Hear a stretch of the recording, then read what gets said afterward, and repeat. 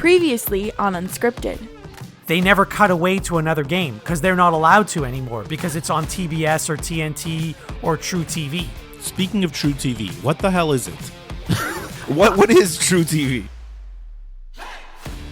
You're listening to Unscripted with Skip Sherman and Josh Obadia.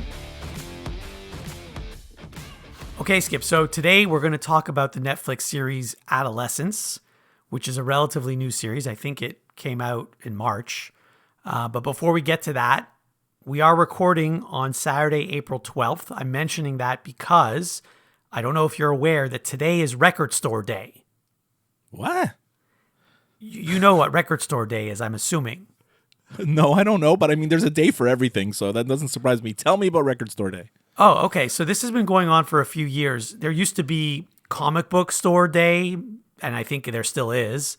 And as you know, years ago, like about 10 years ago, no one was going to record stores anymore because record stores ceased to exist. So I don't know if it's exactly 10 years ago, but a few years ago, someone decided, let's do Record Store Day. And so it's every year on April 12th. Actually, I'm not sure if it's on 12th or, the second Saturday in April or whatever it is. And now there's actually 2 record store days every year, today and also Black Friday, apparently. Oh, well. So it's pretty cool. There's actually a record store here in Toronto, like not a chain. It's called Dine Alone Records. Now, Dine Alone Records is actually a record label that started, I don't know how many years ago. It's a Canadian record label, and they've signed a lot of bands that you've probably heard of by now. So they actually decided to open a record store years ago. And so I kind of want to go to Dine Alone Records today, the store, I mean, just to see what's going on there. What are they doing? Like, what goes on there? I mean, well, they sell records and they sell T-shirts and stuff like that. But I think today they're doing something special.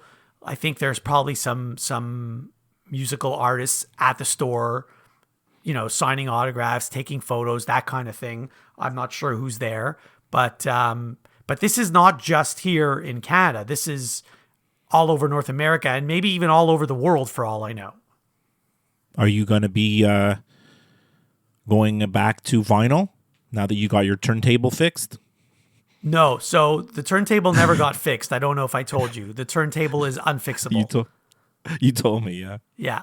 And no, I won't be going back to vinyl because A, it's quite expensive, and B, it takes up a lot of space to have all that vinyl. Whereas I can have, 1,000 songs on the palm of my hand. Why do I need all these albums? I agree. It's so expensive. Like I have a friend who like is collecting vinyl. So like last year for his birthday, we said, hey, why don't we get him like a few vinyl albums that we think he'll enjoy?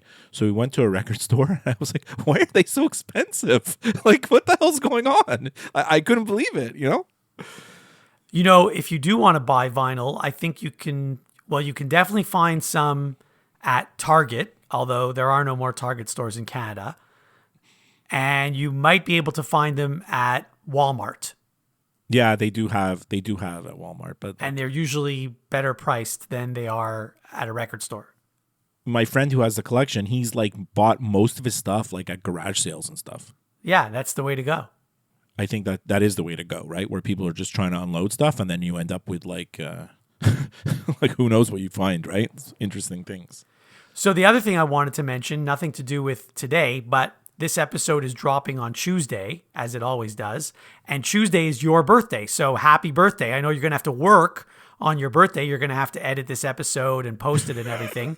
But happy birthday to you. Thank you very much. I don't consider that work at all. So now that we've got all that out of the way, do we have any listener mail? Mailbag. We do. From my son, Matthew. So did he actually address an envelope and put a stamp on it and mail it to you? No, we just talked about it. He was like, hey, what was your podcast about? I told him we did our favorite Jack Black movies. And then I told him, and he was like, I'm so disappointed in you. I'm like, why? He's like, he goes, the number one Jack Black movie for him, he says it's not even close, is the Super Mario Brothers movie, which came out like last year or the year before. I mean, obviously obviously, I know you didn't see it, neither did I, but like you probably don't even know about its existence. I didn't know, no. Yeah. So Matthew told me that Jack Black absolutely steals the movie. He's amazing in it. And the highlight of the movie is this song that he sings, which actually went viral and everything. And so he said definitely like the Super Mario Bros. Is his best movie for sure. So Nice. Well, thanks for the mail. If I'm not mistaken, Jack Black is in a new movie called Minecraft. yeah. And he actually hosted SNL last week. I haven't even watched it yet, but he hosted the show. Have you ever played Minecraft? I have not played Minecraft. Have you? No, I don't even know So what the hell it is. it's a game and a movie? It's a game, yeah. It's a game, yeah. But it's also a movie now. Yeah, well, I mean, you know, Hollywood, they make movies about everything. There's so many movies about games. Like I just told you about Super Mario, you know, so this is not a new thing. I guess that's Jack Black's niche now. I did see some of the skits that he did on SNL because, like, online you just see all the funniest parts. Some of it looked okay, honestly. I don't know. I wasn't, like, laughing out loud, so you'll tell I'm me one if of you those liked people it. who says that SNL hasn't been funny since Eddie Murphy left. But yeah, you record it every week and you watch it. Huh? I mean, I fast forward a lot of it. If I like the Yeah. musical guest, I'll watch. If I like the host, I'll watch the monologue. But I do fast forward quite a bit of the episode. The musical guest was Elton John with Brandy Carlisle. I don't know if you. Yes.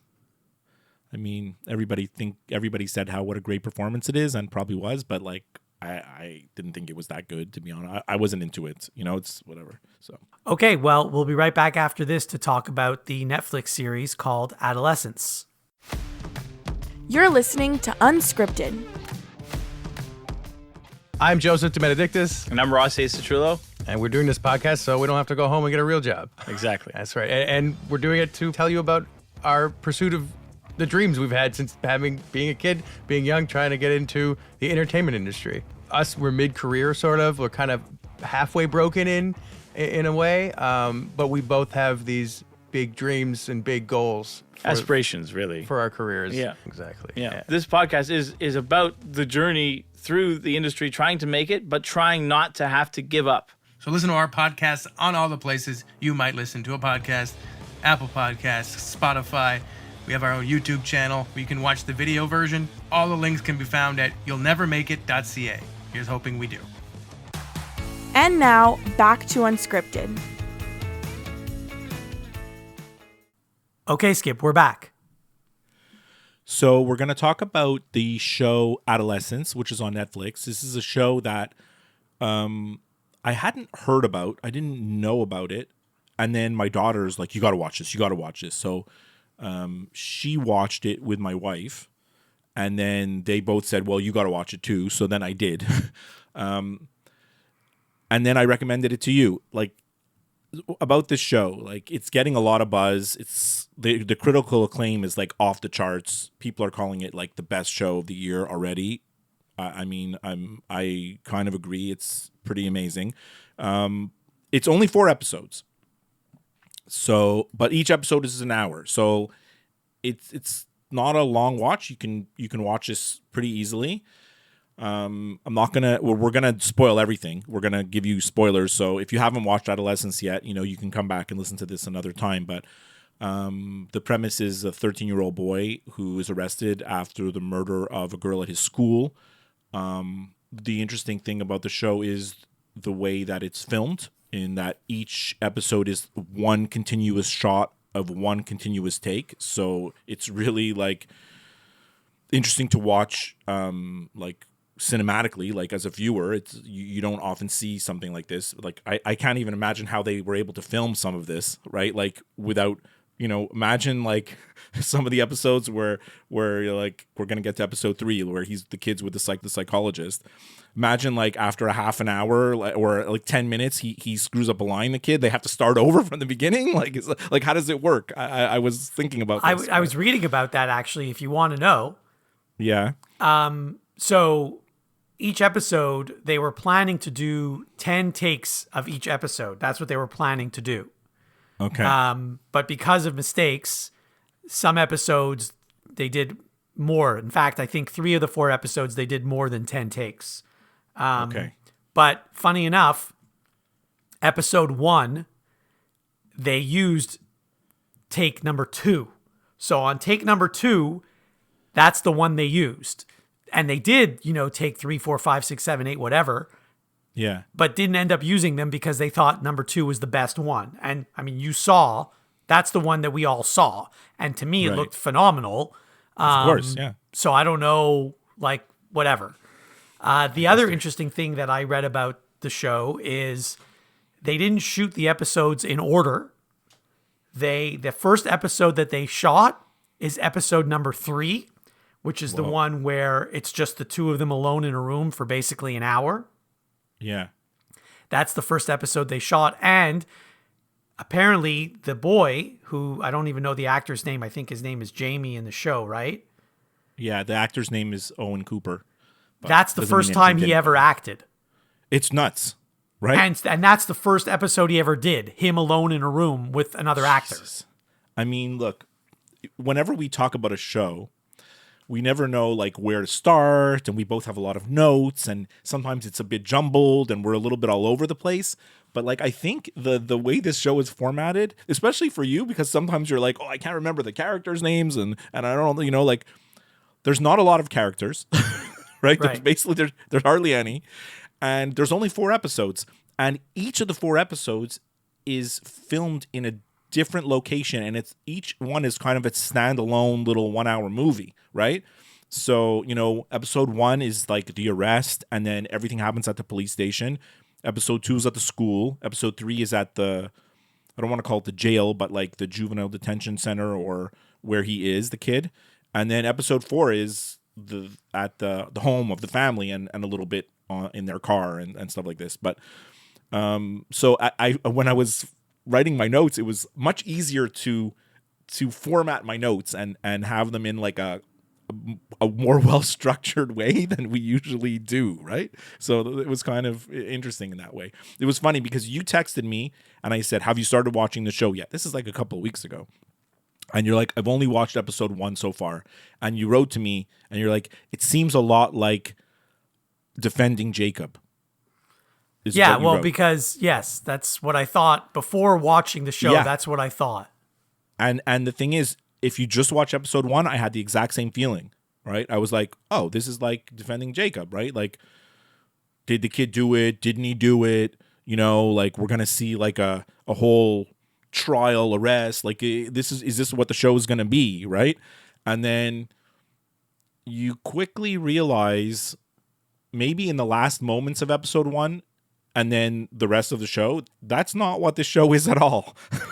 That it's not like what you think it's gonna be. It's not like anything else really that you've ever watched, or I mean, look, people could read into it as much as they want. Is it a social commentary? Is it about cyberbullying? Is it about toxic masculinity? There's all these themes, right? There's all kinds of stuff in here. But I mean, at the heart of it, it's about the kid and the family, right? Yeah, I don't know. I can go through my notes, but I don't know if you want to add to that.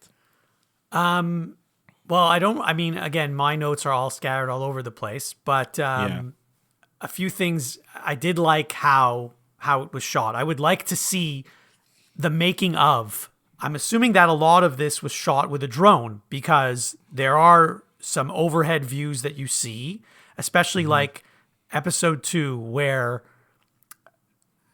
the police officer is leaving the school with his son, who's also a student there.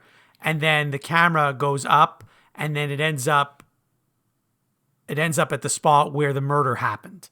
So that had to be done with a drone. Yeah, you're right. We could look at the making of, but obviously there is a drone, because there's this huge overhead shot, and the camera follows, starts overlooking the whole town, and then eventually zooms back in, and you see the dad placing flowers, putting the flowers at the site of the murder in the parking lot, which is an amazing scene. So yeah, I don't think the rest of the episode in the school was shot with a drone flying around the school. I think it was clamped down onto something, and then they just let it go. At one point, right. The actual. Right. I think you're exactly right, but there's a question that I have that I know you don't know the answer to. There's one, I don't want to say one scene because the whole thing is one scene, but there's one part in that episode where the police officer goes into the classroom and wants to question one of the students, Jamie's friend, the one who supplied the knife.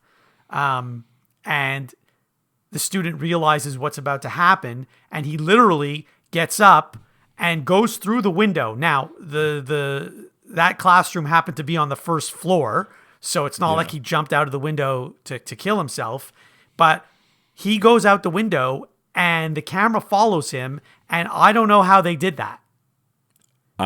You're right. Maybe it was a drone flying through the window, right? Because I rewatched that scene multiple times and I slow-moed it, and I'm like, how did they do this?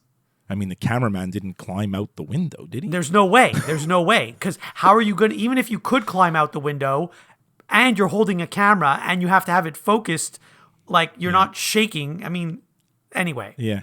Yeah. I mean, if you're like a filmmaker or like a movie geek, these are the questions that probably you're asking yourself and you're figuring out how they did this. Like, it's very easy as a viewer, like you and me, to be like, oh yeah, they just did that and it's whatever, right? But like, you know how much it takes to do those things, right? So let's go back to episode 1.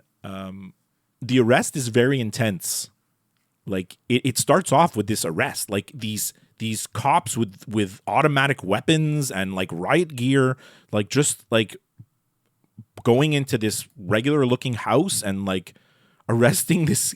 You think they're coming after like this serial killer, and then it turns out to be this tiny little 13-year-old kid who looks so innocent, and like, why do they need all these machine guns to arrest this little kid? It seems so like backwards, The number of police cars and officers that they had on the scene, and the fact that they had to smash the door in, like they could have just rang the doorbell. I mean, they could have just, I think they could have arrested him in many other ways, like honestly. But who knows? I mean, is it for TV? I don't know. Like, I don't know about the British system there, but anyways. So, and at that point, I still thought, okay, they must have made a mistake. It's at that point where you think the show is going to be like, did he do it? Didn't he do it? And you're kind of more on his side because, like, how could this kid be like this terrible killer? He looks so cute, It seems just like a normal family. And then it goes that way for almost the whole episode, because they bring him to the police station and then they interview him and then the parents come. Like, a lot of things happen. And they have this interview with his lawyer. The lawyer that he has, who's like the public defender, he's actually really, really quite good actually at his job. He's giving him good advice, telling him what to answer, what not to answer. And like he I was kind of impressed with that guy, because a lot of times in these shows you got the public defender who's like comes in with 1,000 pieces of paper and files and they don't even know what's going on, and you're like, oh, you're stuck with this guy. But like, no, this guy was competent and good. They're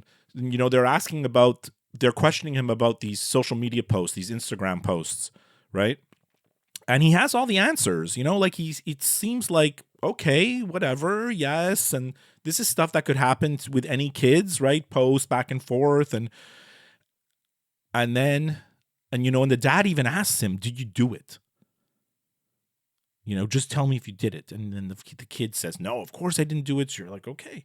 And then in the last seconds of the first episode, it all changes because the cops break out this CCTV footage that they had of the parking lot, and you see him killing her. Like, you see him do it in the video. So it's not that ambiguous. Like, it's not like you're like, okay, well, how is this going to work, right? It seems like he did it, and that's kind of where it ends, right? So that's kind of where the episode ends. So at that moment, you're like, okay, where's the show going, So at that moment, I'm asking myself, if he's 13 years old, how late was he out? At a certain point, he had to have come home, and like no one that lives with him, noticed that he came home late. No one noticed that maybe there's blood on his shoes or I don't know what. I mean, how does he just come home and go to bed and no one in his family notices anything? Yeah, yeah. I was thinking the same kind of stuff, and it's like, where did he get the knife from, and like, where is the knife? And but then the thing is that the show doesn't really get into the too much of the details of the case at all. Like, we don't really. It starts to, because then episode 2 is about the cops going through the school and asking questions to his friends and her friends and just the school in general, because obviously a student died, right? So it's a traumatic event for the entire school. But and then they do find out that where the knife came from, like that does happen in episode 2, but it doesn't seem like that important. Like, because you start to realize maybe this is not really about the case, like it's not as much it, because there's a lot of you see a lot of how kids are in the school, and it's a little bit, I don't want to say it's disturbing, but it's eye-opening. The cop had previously asked Jamie in episode 1 about these posts, right? And he thought, oh yeah, like he thought that the post literally meant what they said literally. And it's the cop's kid who goes to the school, his own kid, who pulls him aside and explains to him, it's not what you think. You have to look at the emojis, and you have to look at the color of the emojis, and like what you have to read between the lines, and what's being said is not what's being said. What's being said is actually something different. And I was like, what? Like, honestly, I was like, what are they talking about here? I mean, he was being bullied apparently by Katie and maybe other people too.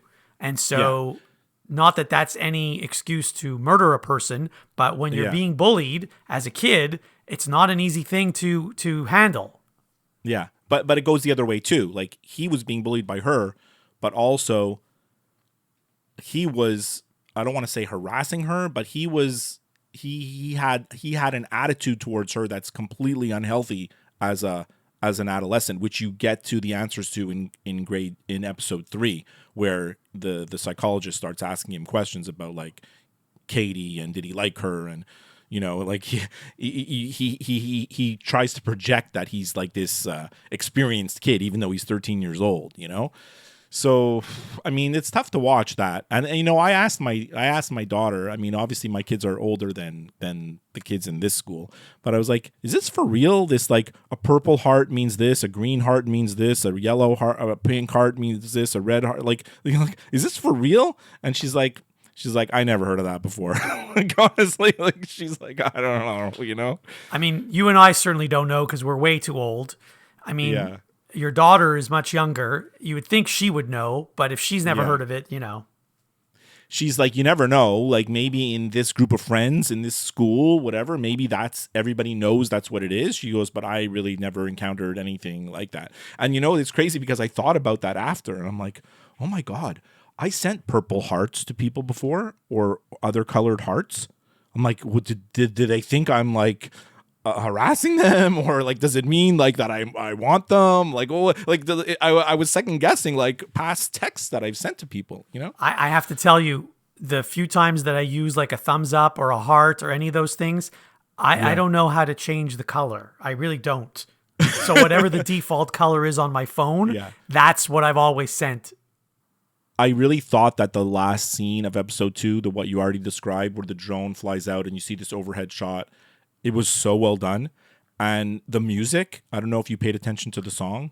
Yeah, it's Sting.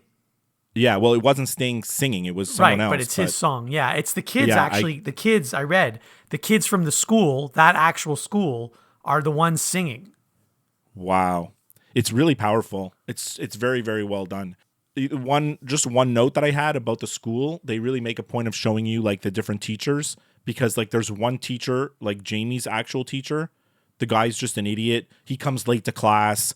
They imply that maybe he's drunk, like, and he just doesn't care about the kids. So like, why would the kids care about school if you have a teacher like this?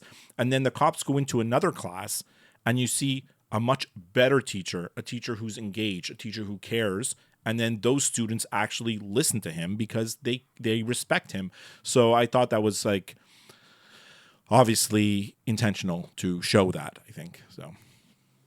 So by the way, that song where they're singing the Sting song, at the end, I believe the final part of the song, there's a solo, and it's being sung by Katie, the girl who was murdered. Really? Yeah, well, the actress. I gotta watch that. I gotta watch it again. You did a lot of homework, Josh. Yeah, the other thing there's a lot of things about this show that I found very interesting. So, for example, in most shows that you watch, like in probably every show that you've watched, if there's 10 episodes or there's 5 seasons and 10 episodes each, whatever, there's, your main characters who are in every episode, and then, there's extras. So this show only has 4 episodes, as you mentioned. There is not any actor who appears in all 4 episodes. That's right. The most is 3 episodes. That's Jamie's in 3 episodes, and Jamie's dad is in 3 episodes, and that's it. But Jamie's not really in 3 episodes, right? His voice is only in the 4th episode. You actually don't see him. Right. So then he's only in 2 episodes. According to IMDb, he's in 3 episodes. I guess they're counting his voice. They're counting his voice. Yeah, they're counting his voice. So anyway, so he's really only in 2 episodes, but his dad is in 3 episodes, according to IMDb. Right. Yeah, that's right. So, I mean, that brings us to the 3rd episode, and this is the one that's the most intense, the one that everyone's talking about. I think it's kind of incredible as a piece of television or whatever you want to call it. It's its own movie. This is the psychologist, I guess, who has to come visit Jamie. And, her job is to determine if he understands they make a point of saying it over. Do you have an understanding of the understanding? Is that like what she says to him? Something like this, right? Like, so she's there to evaluate if he understands his circumstances, not to make a judgment. And it's the first of all, the actress who plays the psychologist is fantastic. There's only 3 actors in this episode. It's the kid, the psychologist, and like the security guard, right? Like, yes. Who's a total buffoon. He doesn't know what's going on. He's trying to do his own. He's trying to like implicate him, like to get involved, but like, she's amazing. In that, like, she really is giving him the benefit of the doubt because she's come to see him many times, and they kind of give a hint that other psychologists have come and they've only come once or twice and they've made their report, but she keeps coming back because she's not sure. She hasn't made a decision yet about him. So, and she's kind of giving him the extra benefit of the doubt. She's nice to him. You see, she brings him tea and she brings him a snack, and like she talks to him like very friendly.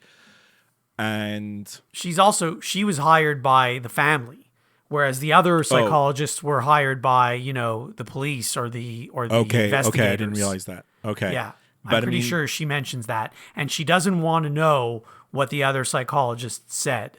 Because at one point, Jamie almost says something, and at one point, the security guard almost says something, and she doesn't want to know because she doesn't want her decision to be influenced. That's right. Or her opinion, and then, the exchange between them is intense. Obviously, it goes back and forth, and a few times he really lashes out. And then even after he lashes out once, she's still giving him the benefit of the doubt again. And then at a certain point, he kind of breaks, I guess. I don't know what you want to call it. And she realizes right away, her face changes. And it's at that moment when she realizes this kid's a monster. And she basically just says, okay, Jamie, this will be the last time I'm going to see you. Thank you very much. If you need, that's it. We're done. And then he freaks out even more, like at the end, it's so hard to watch him because he's like, he really wants to know if she liked him, right? Like, did she like him?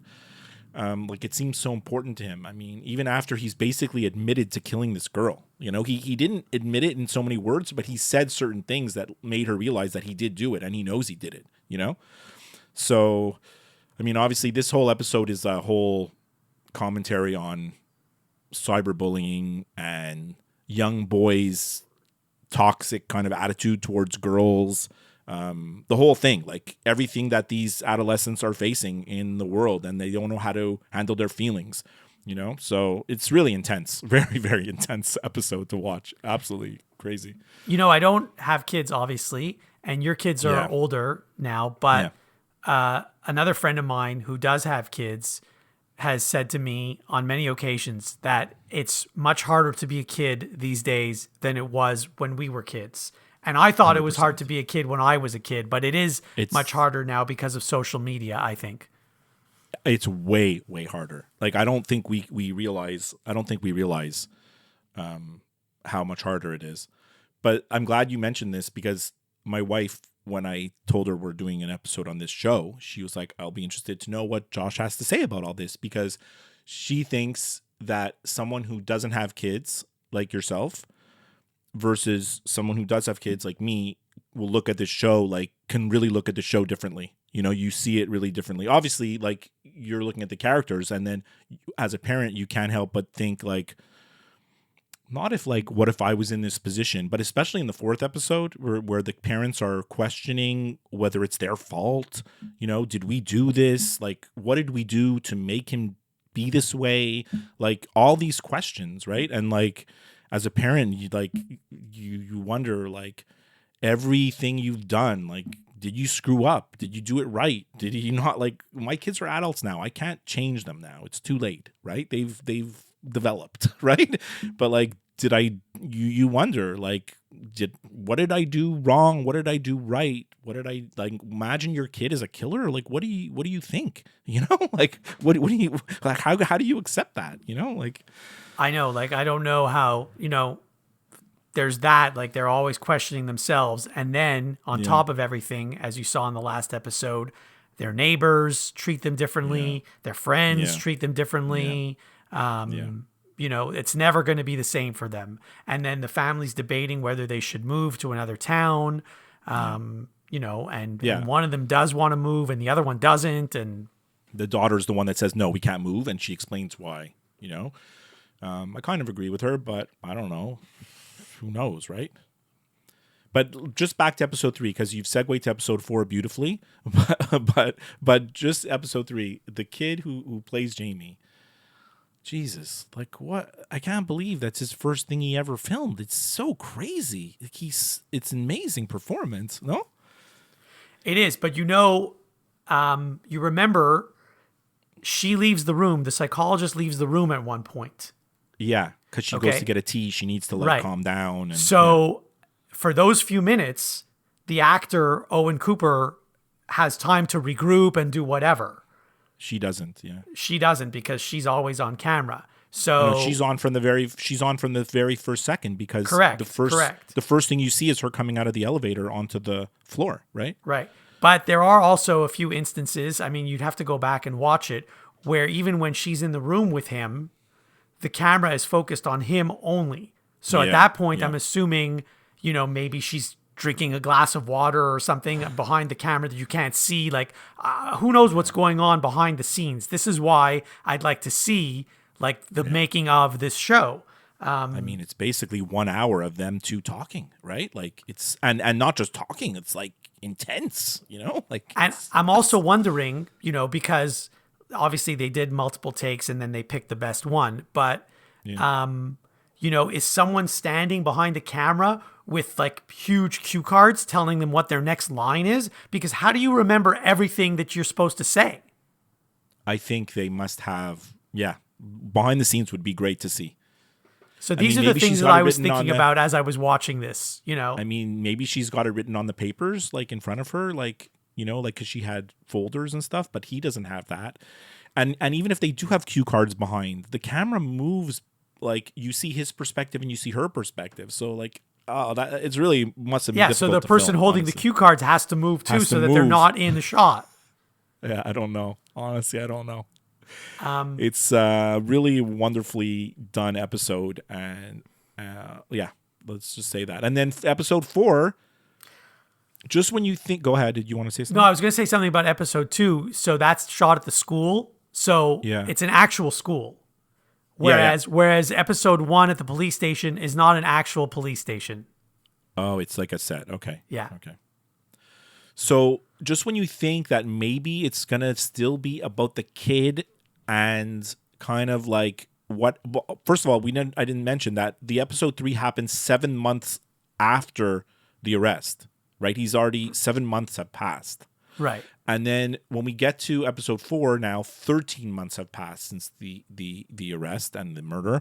And just when you think that maybe it's going to be about, because about the case a little bit and him, the kid. It's not that at all. It's just about the family. And like you said, the repercussions and everything the family is facing with graffiti on the dad's truck and the community not wanting to talk to them, and then thinking about moving and how Jamie's sister is coping, and it's really about them,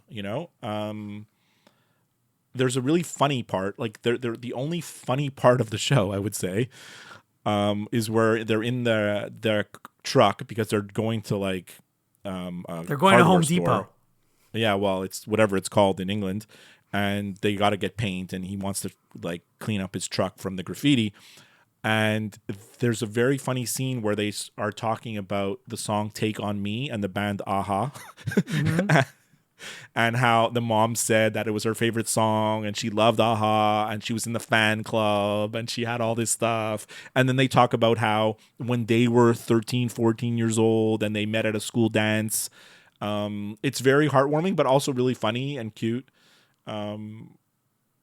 It's a really good episode. And obviously there's a part where he meets an employee at the hardware store who recognizes him, and the guy who works there, he's like a teen 20-year-old, and he's like one of these true crime junkies. He's following the case on social media, and he's saying, I'm in a Facebook group that's defending Jamie and we think he's innocent. And it's like it's kind of weird, right? But like this is probably the way the world is now, right?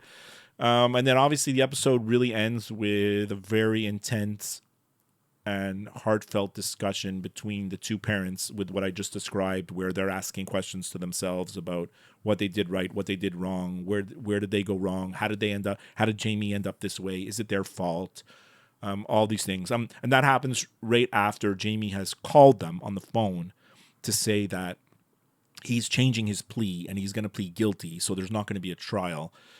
So I guess Jamie actually took the advice of the psychologist in episode 3, where she was like, listen to these people, they're here to help you, like at the place where he is at that facility, right?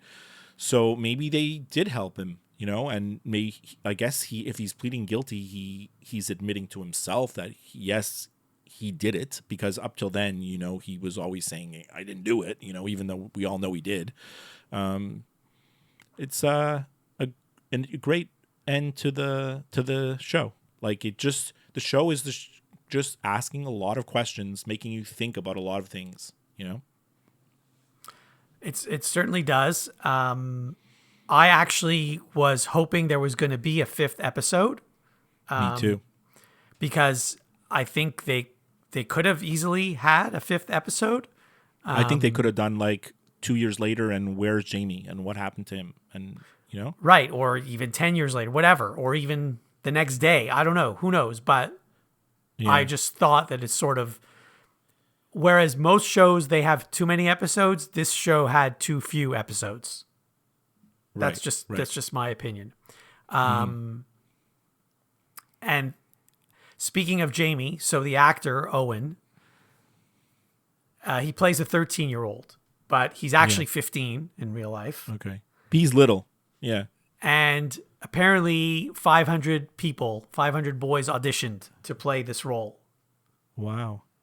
And that's the one they picked. I mean, I didn't know any of the actors or actresses in the show other than Stephen Graham, the one who plays his dad, because he's been in a bunch of different shows. He's like a fairly well-known British actor. Other than that, I didn't know any of them. Like the psychologist, I didn't know. I'd never seen her before.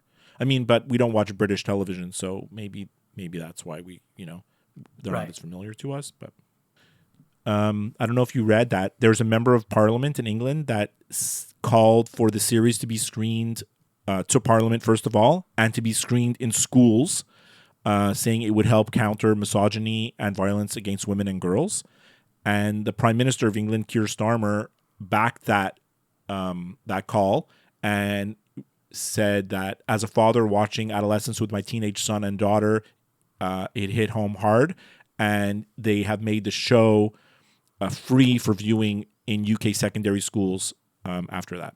So I agree. It should be viewed. Unfortunately, I don't know that it's going to prevent crimes like because there are still many kids out there who have issues that you and I don't even know about. Yeah. And I mean, I hope there are no more, but there's going to be something's going to happen somewhere in the world. Yeah. Yeah. But then the other thing is I tried to put a positive spin on it when I talked about this with my wife. And I'm like, obviously everything that goes on social media with these teens is toxic. There's so much bad stuff and bad influences, and kids get ideas, and there's such a negative impact to all this. But we don't hear about a 13-year-old kid killing another 13-year-old kid every single day, or every single month or every single year. This is not something that can 100% be blamed on social media. And I don't know if the show is even actually trying to do that, because I think, with the way that parents are asking questions about what they did wrong and whose fault it is, there's just some stuff that's out of your control.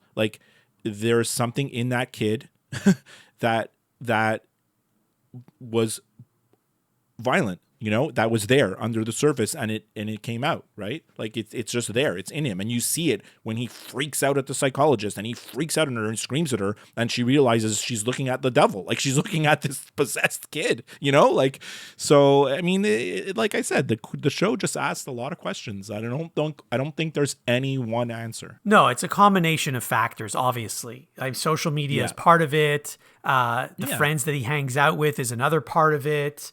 Who knows?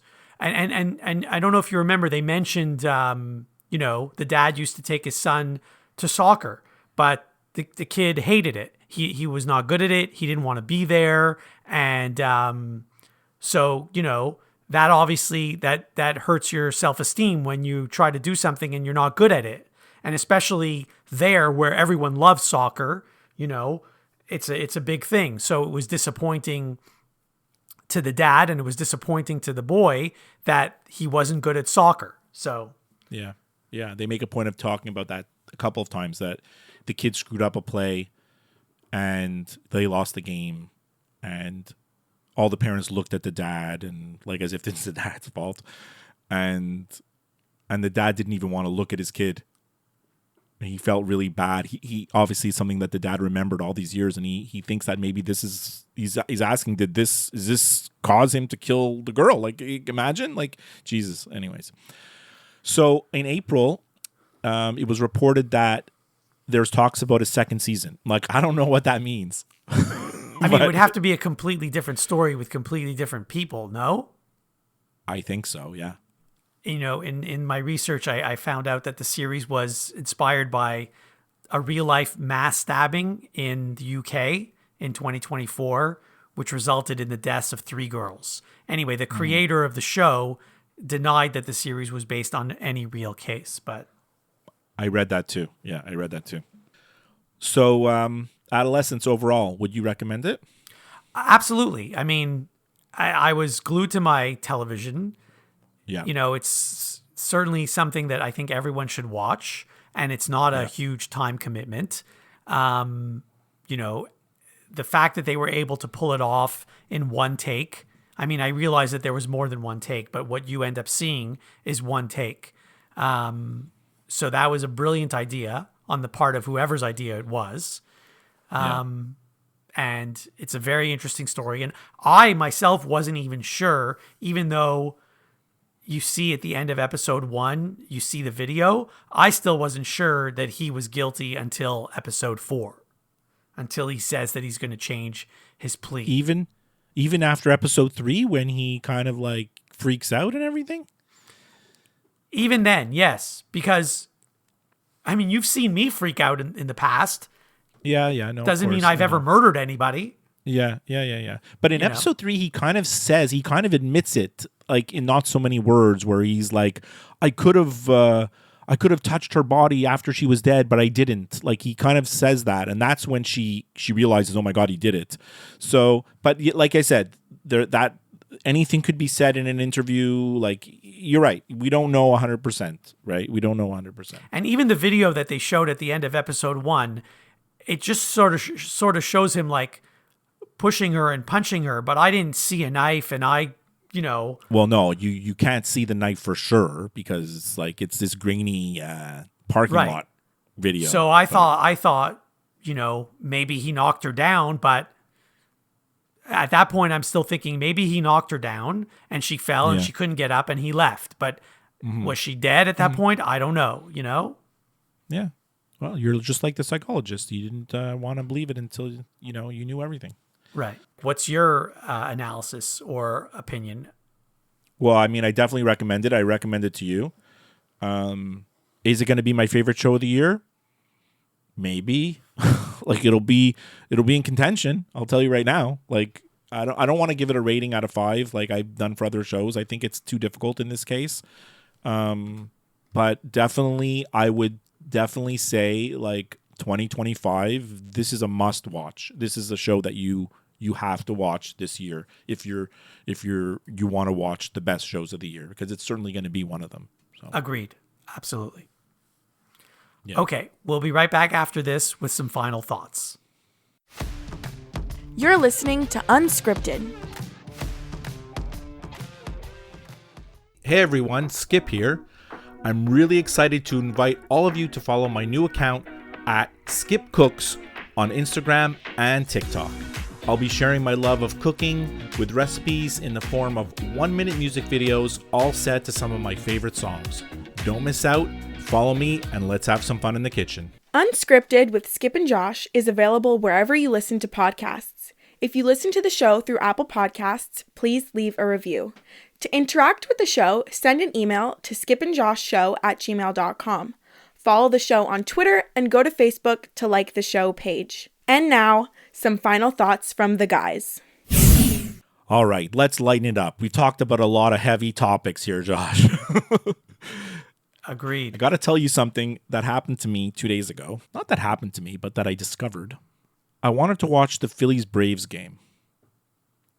Okay. And on MLB Network, it said it was on my guide. And I turned to the channel, and it wasn't on. They were showing other MLB stuff. Now, I don't know what happens on MLB Network. Maybe there's blackout stuff that goes on. I don't know. There was no Jays game on at the same time. The Jays played an afternoon game that day. There was nothing in conflict. There was no reason why this game shouldn't have been on. But I wanted to watch the game. So I start to look up like streaming sites. Where can I stream it? Where could I watch it kind of illegally? And it's very difficult because MLB does a good job of policing this stuff. Then I realized, wait a minute. Matthew's friends watched NFL games on the Bet365 app right when they were at our house watching games. Now, I know this is crazy and you're looking at me like I'm nuts, but I'm telling you, in the app, you go to the game that you want to bet on football, you can watch the game. I said, maybe this is true for baseball too.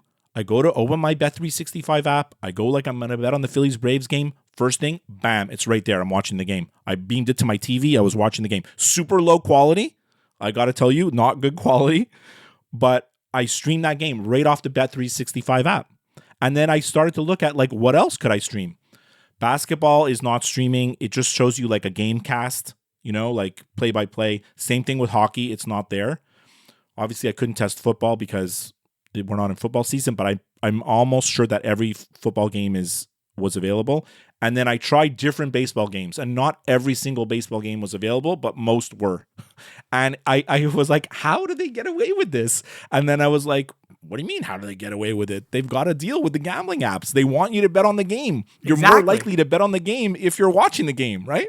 100%. And you've signed up for Bet365. Like, you've given them your personal information. You have an account. Of course. It's not like you have to have an account. You have to be in your account. And as you're watching the game, it's telling you your balance. Like, it gives you your account balance on the screen in the video. I turned that off. I figured out how to turn that off. But like the default is like the gambling stuff is on, like ready for you to like, hey, why don't you bet on this stuff? I just thought that was wild. I found like a kind of loophole. I think I could watch like a lot of baseball this year, just like with games that normally I wouldn't be able to see just through this betting app. It was kind of like eye-opening. Okay, so I heard on the radio this week that this doesn't apply to me. I don't care, and I don't think you'll care either, but your kids might care. Okay. There's going to be a Canadian version of Jersey Shore. and it's going to be called Canadian Shore. And they're looking for people who are between the ages of 18 and 21, I think, to be on this show. Or maybe 18 and 23, I'm not sure. There's no way that's going to be good. Come on. I mean, I never watched the American version, so I don't even know what it's about, but What shore is it going to take place on? Like a lake? I don't know. But it's going to be called Canadian Shore, which I think is a pretty lame name. Like, The one rule of TV that we've learned that Americans don't understand about living in Canada, there's always Canadian versions of like successful American shows. And almost every single time, the Canadian version sucks because it's always like low budget, not like it's just not produced as well. Like especially something like Jersey Shore, which is so sensational with these over the top characters. Canadians are too nice for that. We're not gonna it's just not gonna be good, you know. Well, it was awesome talking about Adolescence. I'm glad you took my recommendation and watched the show, and I'm glad we were able to do an episode of that. And like I said, I think it's a show that everybody should watch this year. And I'll speak to you next time. thanks for the recommendation. Have a great week, and happy birthday on Tuesday.